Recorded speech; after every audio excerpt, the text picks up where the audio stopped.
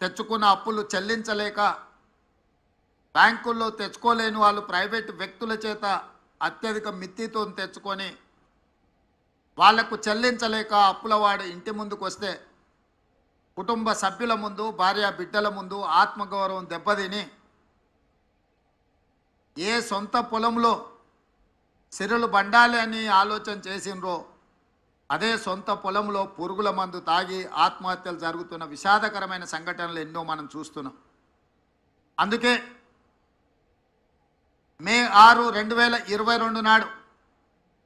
Warangal arts college మైదానంలో మా నాయకుడు రాహుల్ గాంధీ గారి సమక్షంలో వరంగల్ రైతు డిక్లరేషన్ పేరు మీద ఏ రైతు కుటుంబంలో విషాదం ఉండకూడదు, వ్యవసాయం చేసే ప్రతి రైతు ఆనందంలో ఉండాలి, ఆర్థిక సంక్షోభంలో కూరుకుపోకూడదు, వాళ్ళను ఆదుకోవాలన్న లక్ష్యంతో 2 లక్షల రూపాయల రైతు రుణమాఫీ చేస్తామని ఆనాడు ఓరుగల్లు గడ్డ మీద నుంచే లక్షలాది తెలంగాణ రైతాంగానికి మాట ఇవ్వడం జరిగింది.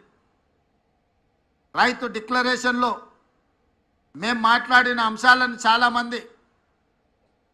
టీవీల ముందు పేపర్ల ముందు అవహేళన చేస్తూ ఈ దేశంలో ఎవరూ చేయలేదు, తెలంగాణ రాష్ట్రంలో గత ప్రభుత్వం 2014లో 1 లక్ష రూపాయల రుణమాఫీ చేస్తా అని మొదటి విడత కాదు 5 సంవత్సరాలు 60 నెలలు 4 విడతల్లో చేసి చివరికి అసలు కంటే మిత్తి ఎక్కువయి రైతుకు ఇచ్చిన 1 లక్ష రూపాయల రుణమాఫీ కూడా మిత్తిలకే సరిపోయి అసలు బకాయి అట్లనే ఉండే విధంగా ఆనాటి పరిస్థితులు. ఆనాడు ధనిక రాష్ట్రానికి నిధుల కొరత లేకపోయినా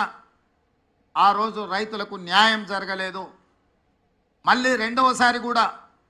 అదే వాగ్దానంతో ముందుకొచ్చి రుణమాఫీ చేస్తాం 1 లక్ష రూపాయలు అని చెప్పి అంచనాలు 19,000 కోట్లకేసి చివరికి 12,000 కోట్ల రూపాయలే రెండవసారి కూడా 4 విడతలలో చెల్లించి 7,000 కోట్ల రూపాయలు మొండి బకాయిలుగా రైతుల నెత్తి మీద అట్లనే వదిలేసి